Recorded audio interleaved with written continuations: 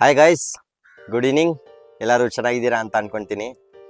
ತುಂಬ small message, ಜಾಸ್ತಿ ಮಾತಾಡಿದ್ರೆ ತುಂಬ ದೊಡ್ಡದಾಗಿ ಹೋಗ್ಬಿಡುತ್ತೆ ವಿಡಿಯೋ. ನೆಕ್ಸ್ಟ್ ಟೈಮ್ ಮಾತಾಡ್ತೀನಿ ದೊಡ್ಡ ವ್ಲಾಗ್ ಆಗಿ. ಸದ್ಯಕ್ಕೆ ಏನು ಹೇಳ್ತೀನಿ ಅಂದರೆ, ನಾನು ಫಸ್ಟ್ ವಿಡಿಯೋ ಇಲ್ಲಿ ಮಾಡಿದ್ದೆ, ಇದೇ ಜಾಗದಲ್ಲಿ ಮಾಡಿದ್ದೆ. ಆಲ್ಮೋಸ್ಟು ಎಷ್ಟು ವ್ಯೂಸ್ ಬಂದಿತ್ತು ಗೊತ್ತಾ? ಸ್ಟಾರ್ಟಿಂಗು 18-19 ಬಂದಿತ್ತು.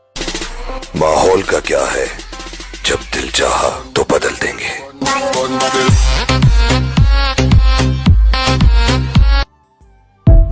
ಎಲ್ಲ ನಗ್ತಾ ಇದ್ರು, ಏನು ಹಿಂಗೆ ಮಾಡ್ತಾ ಇದ್ದೇನೆ ಅಂತ. ಯಾರು ಏನಾದರೂ ಅಂದ್ಕೊಳ್ಳಿ, ತಲೆ ಕೆಡಿಸ್ಕೊಂಡ್ಲೇಬೇಡ್ದು.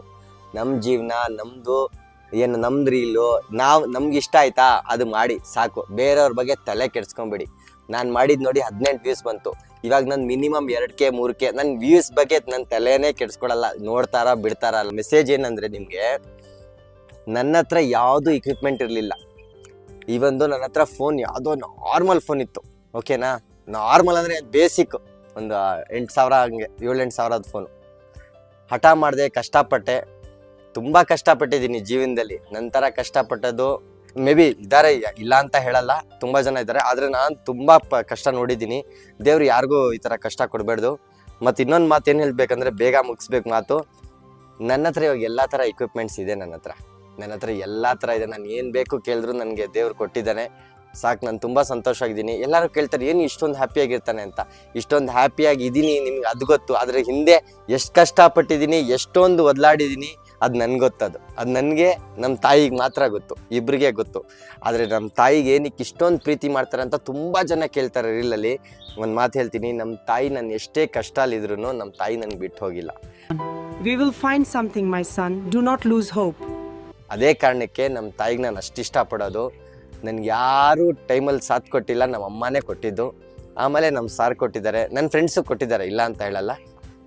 ನನ್ನ ಕಷ್ಟ ನಾನು ಪಡ್ಕೊಂಡೆ. ಇವಾಗ ನೆಕ್ಸ್ಟ್ ನಾನು ಏನು ಹೇಳಬೇಕಂತ ಇದ್ದೀನಿ, ನನಗೆ ಕೆಲವು ದಿನದಿಂದ ನಾನು ತುಂಬ ದಿವಸನ ಮಾಡಬೇಕಂತ ವಿಡಿಯೋ ಇದ್ದೇ ಇದು.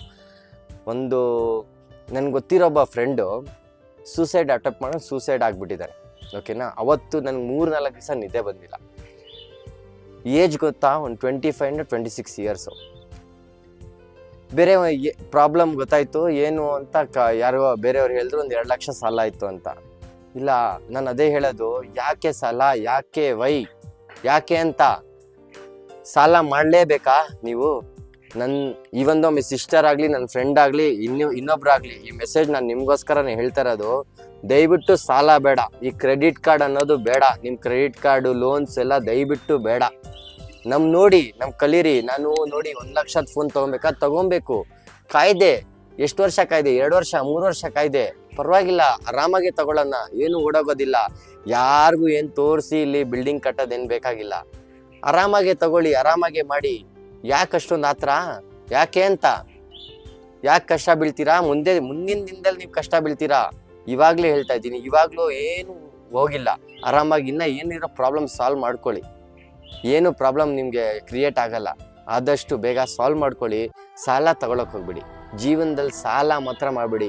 ಇಲ್ಲ ಅಂದರೆ ಒಂದು ಟೈಮ್ ತಿನ್ನಿ, ಪರವಾಗಿಲ್ಲ. ಸಾಲ ಮಾತ್ರ ಕೇಳಬೇಡಿ, ಸಾಲ ಮಾಡೋಕ್ಕೆ ಹೋಗ್ಬಿಡಿ ಯಾರ ಹತ್ರ.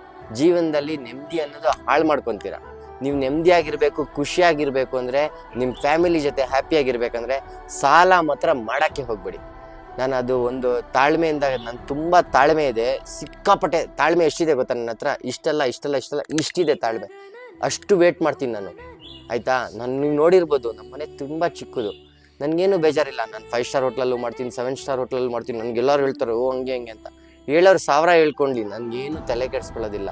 ನಾನು ತೊಗೊಳ್ಬೇಕಾ? ಟೈಮ್ ಬರುತ್ತೆ, ಕಷ್ಟಪಡ್ತೀನಿ, ಇನ್ನೂ ಕಷ್ಟಪಡ್ತೀನಿ, ಆಮೇಲೆ ತೊಗೊಳ್ತೀನಿ. ಫಸ್ಟ್ ನನಗೆ ಎಲ್ಲಿಂದ ಬಂದಿದ್ದೀನಿ, ನಾನು ಡೈಲಿ ಅದು ಯೋಚನೆ ಮಾಡ್ತೀನಿ. ಡೈಲಿ ಬೆಳಗ್ಗೆ ಎದ್ದು ನಾನು ಎಷ್ಟು ಕಷ್ಟದಿಂದ ಬಂದೆ, ನಾನು ಎಷ್ಟು ಮೇಲೆ ಬಂದೆ, ನಾನು ಇನ್ನೂ ಏನೇನು ಮಾಡ್ಬೋದು ಅಂತ, ಅದೆಲ್ಲ ನನ್ನ ಮೈಂಡಲ್ಲಿ ಓಡ್ತಾ ಇರುತ್ತೆ. ಹಿಂಗೆ ಹೋಗ್ಬಿಟ್ಟೆ ಹೆಂಗೆ ಅಂತ ಅಲ್ಲ. ನಾನು ಸ್ಟಾರ್ಟ್ ಮಾಡಿದ್ದು ನಾನು 200 ರೂಪಾಯಿಂದ ಸಂಬಳದಿಂದ ಸ್ಟಾರ್ಟ್ ಮಾಡಿದ್ದೆ. ಆದರೆ ಈ ಮಟ್ಟಕ್ಕೆ ಇದ್ದೀನಿ. ಇವತ್ತು ದೇವ್ರು ನನಗೆ ಹೊಟ್ಟೆ ತುಂಬ ಊಟ ಮಾಡಿಸ್ತಿದ್ದಾನೆ, ಕಣ್ಣು ತುಂಬ ನಿದ್ದೆ ಕೊಡ್ತಾ ಇದ್ದಾನೆ. ಅದಕ್ಕಿಂತ ನೆಮ್ಮದಿ ಏನೂ ಬೇಕಾಗಿಲ್ಲ ಜೀವನದಲ್ಲಿ. ನಾನು ನಿಮಗೂ ಅದೇ ಹೇಳೋದು, ಸಾಲ ಬೇಡ, ಕ್ರೆಡಿಟ್ ಕಾರ್ಡ್ ಬೇಡ. ಸಾಲ ತೀರಿಸ್ಕೊಳ್ಳಿ, ಹೇಳಿ ಕೊಡೋರ್ಗೆ ಇವತ್ತೆಲ್ಲ ನಾಳೆ ಕೊಡ್ತೀವಂತ.